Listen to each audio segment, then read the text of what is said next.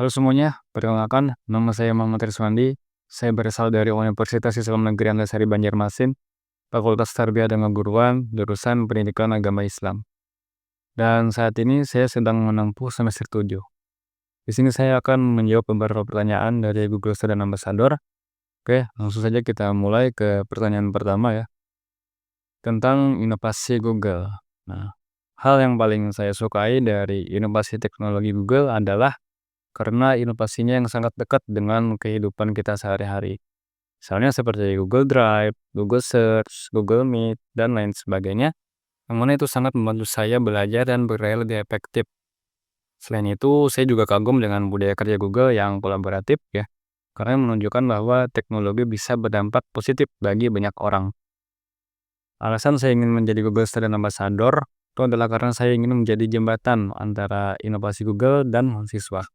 Misalnya dengan mengadakan workshop, berbagi wawasan, atau membangun komunitas belajar yang kreatif dan kolaboratif dengan manfaat teknologi Google bisa dirasakan lebih luas, baik bagi saya maupun oleh teman-teman di kampus.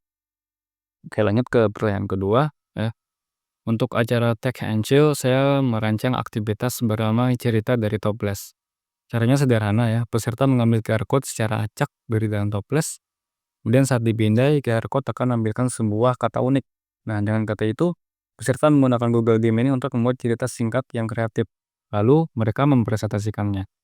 Nah, peserta dengan cerita paling unik itu akan mendapatkan hadiah kecil, seperti merchandise Google. Nah, aktivitas ini ringan dan membuat mahasiswa merasakan langsung bagaimana teknologi Google bisa mendukung kreativitas.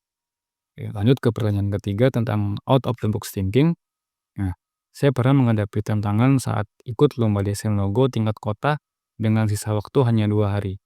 Nah, karena waktunya yang terbatas, saya membuat alur kerja yang jelas.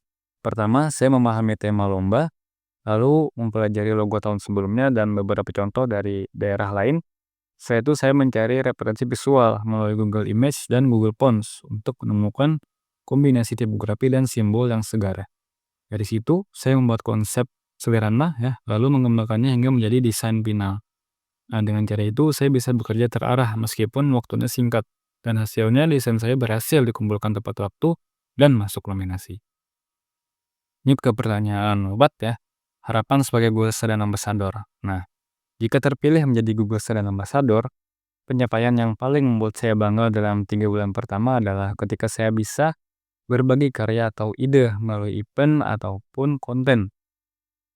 Lalu melihat hal itu memberi dampak nyata bagi teman-teman di kampus. Nah, sebagai seorang yang lebih sering berkarya di balik layar, saya melihat kesempatan ini sebagai peluang untuk saya keluar dari zona nyaman.